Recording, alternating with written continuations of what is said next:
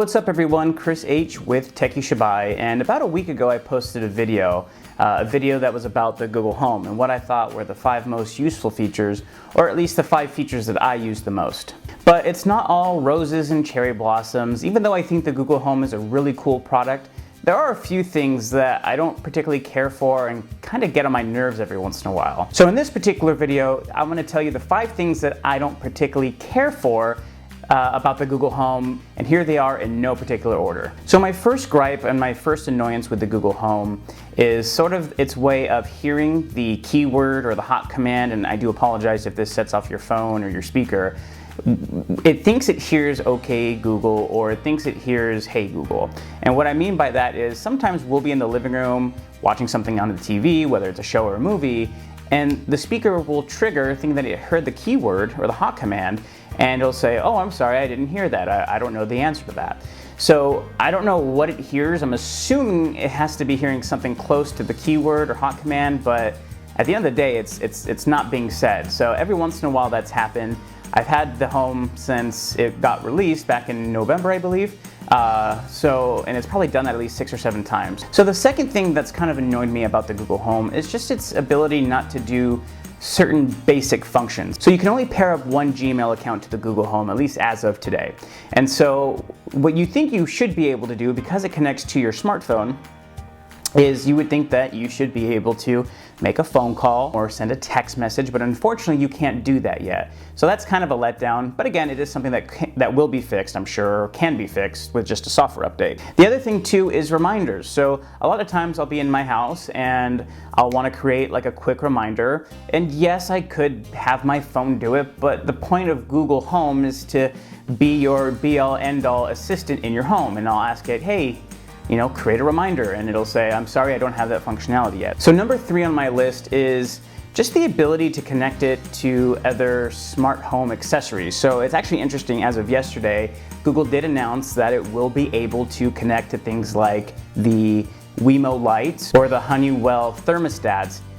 But I think as of today, some of the things that you can connect to it are Honeywell Nest, Philips Hue, SmartThings, and Wemo. So that's 5 things. I think there are probably dozens and dozens of different smart home compatible devices that will connect to Amazon's Alexa.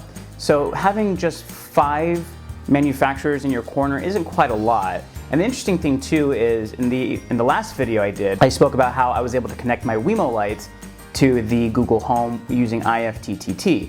And in reality, yes, that works perfectly fine, but I can imagine that there's a lot of people out there that don't want to go through the hassle of doing that. I tried to connect the Wemo to my Google Home using the software, the application, and I'm a pretty technical guy, and I wasn't able to do it. So up next, the only gripe that I have in regards to the hardware, I think the hardware looks really nice. I like how sort of incognito it is. It kind of blends in with a lot of stuff, but at the same time, looks kind of futuristic. As of right now, in order to turn up and turn down the volume, there's sort of a touch-sensitive sort of display on the very top of the Google Home, and you kind of have to use your finger to turn it up, turn it down. So there's really no physical buttons that's pushed. You get that sleek look of the Google Home and the lights that sort of show you where the volume's at, which, yeah, is kind of neat.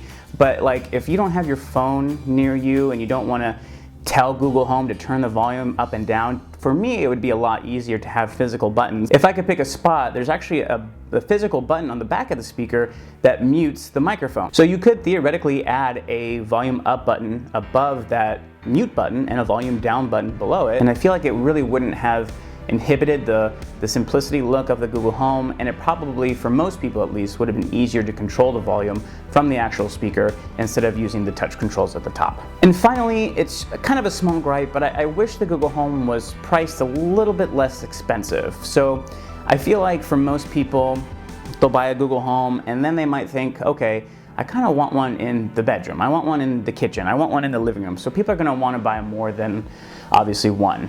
And they kind of want to have all those abilities throughout the house, which is perfectly normal. In fact, that's something that I want to do.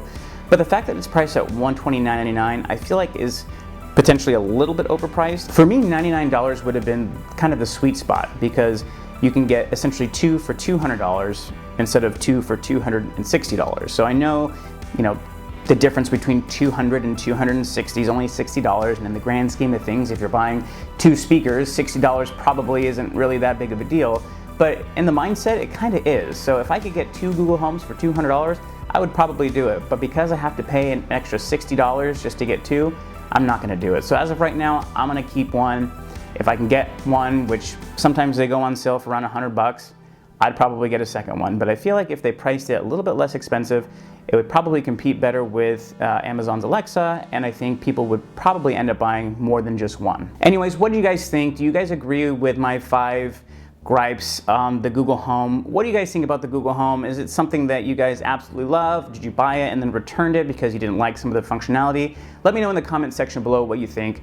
Please don't forget to slap that like button, that subscribe button. My name is Chris H with Techie Shabai, and you'll see me in the next video.